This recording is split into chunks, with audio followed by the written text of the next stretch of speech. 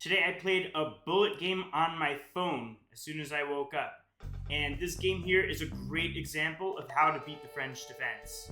I start off with playing e4, and my opponent plays e6, getting into the French defense.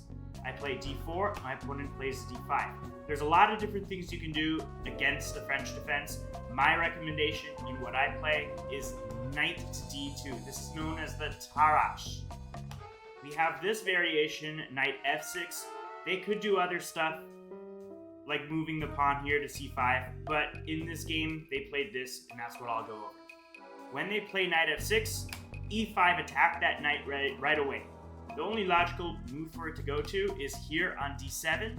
I play c3, c5, trying to bust open the center, and now a counter strike at f4, maintaining center control. They play this knight move, and I move my knight over here, and this is allowing me for harmonious development. I would like for this knight to eventually come to here after I move the bishop. All of the pieces here are going to be harmonious. And this game is excellent for me already because I have a nice space advantage in the center. Okay, queen b6. This move is a little bit tricky, but the best thing to do here is make a waiting move, and pawn to a3 is the best way to do it. You definitely don't want to take this pawn. You don't want to move this bishop because that pawn will hang. Instead, a3 is the way to go.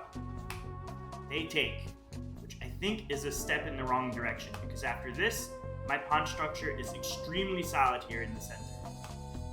They develop their bishop, and now b3. Another waiting move, but also stopping black from making any sort of progress. They castle, and here I play bishop to d3. And here this works because, yes, it unblocks the queen, but if they do take that pawn and they think they're going to win a pawn, I would simply take it back with the knight. Because if queen takes, because they castled, this allows the bishop to take here with a check. And after they address that check, well, that queen is simply hanging. So bishop d3 is possible after they castle, and sometimes you'll also see the move f6. And here bishop d3 is also possible, because if here, queen here, bishop here comes with a check. Two important ideas to know.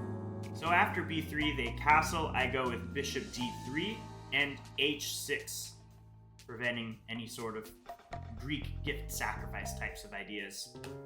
Now I develop my other knight in line with what I wanted to do.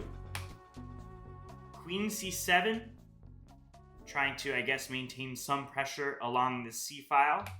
I castle, because I quickly want to move my king to h1, rook g1, and start attacking the king side. I want to throw my pawns at it.